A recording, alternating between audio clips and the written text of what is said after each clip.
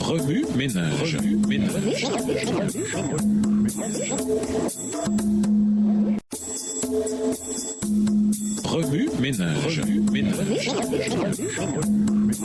Bienvenue dans votre émission Remue-ménage. Nouvelle leçon de dimanche, intérioriser 2300 jours. Comme nous l'avons déjà vu, il doit y avoir un jugement avant le retour de Jésus. L'ange annonce d'une voix forte que l'heure de son jugement est venue. Apocalypse 14, verset 7, version seconde. Et le livre de Daniel nous donne le moment même où ce jugement a commencé. Chaque juif comprenait la signification de la purification du sanctuaire terrestre. Cette purification se déroulait chaque année au jour des expiations, le jour du jugement.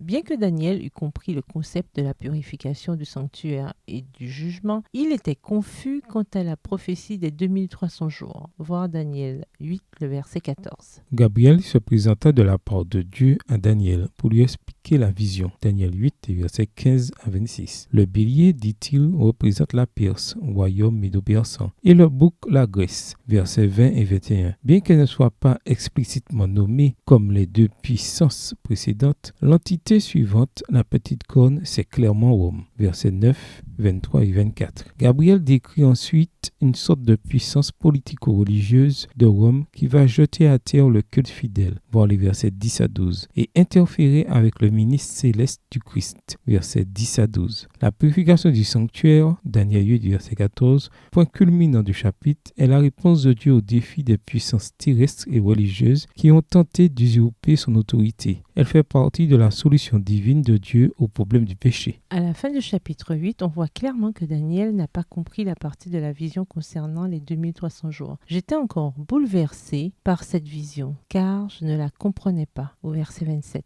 La partie concernant le bélier, le bouc et la petite corne a déjà été expliquée, les deux premières puissances ayant été identifiées par leur nom, au verset 20 et 21. Mais pas la partie concernant la purification du sanctuaire. Daniel parle donc ici des 2300 jours. Il rapporte ensuite, chapitre 9, que l'ange Gabriel revient pour expliquer les 2300 jours. Daniel, je suis venu maintenant pour éclairer ton intelligence, verset 22. Gabriel émerveille Daniel alors qu'il répond à sa prière, car sa réponse est bien plus étendue que tout ce que le prophète Agé aurait pu imaginer. Lui faisant descendre le cours du temps, il lui révèle la vérité sur le Messie à venir. Il lui donne presque les dates exactes du début de son ministère terrestre et de sa mort cruelle, événement directement lié à la purification du sanctuaire de Daniel 8. En d'autres termes, la mort du Christ et le jugement sont indissociablement liés. Certains affirment que les 2300 jours sont des jours littéraux plutôt que des années. Ils pensent aussi que la petite corne de Daniel 8 s'applique au chef militaire séleucide Antiochus Épiphane,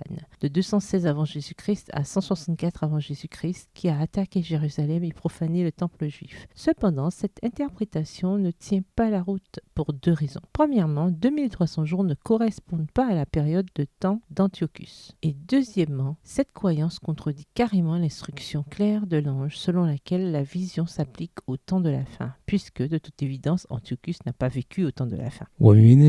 Revenez à votre texte écrit et étudiez le passage. Encerclez les mots ou expressions ou idées répétées. Soulignez les mots ou expressions qui sont importants et qui signifient quelque chose pour vous. Reliez par une flèche les mots ou expressions aux autres mots ou expressions associés au connexe. Quels éclairages particuliers vos notes semblent-elles indiquer dans l'ensemble? Mémorisez votre verset préféré tiré de Daniel 8 et 9. Écrivez-le plusieurs fois pour vous le rappeler plus facilement. Pourquoi est-il significatif que la mort de Jésus, telle que révélée dans Daniel 9, les versets 24 à 27, soit directement liée au jugement dans Daniel 8, le verset 14? Quelle grande vérité ce lien enseigne-t-il ici? En quoi le fait que Gabriel ait appelé Daniel bien-aimé nous renseigne-t-il sur le lien intime entre la terre et le ciel? Au revoir. Et à demain si Dieu veut. Remue ménage.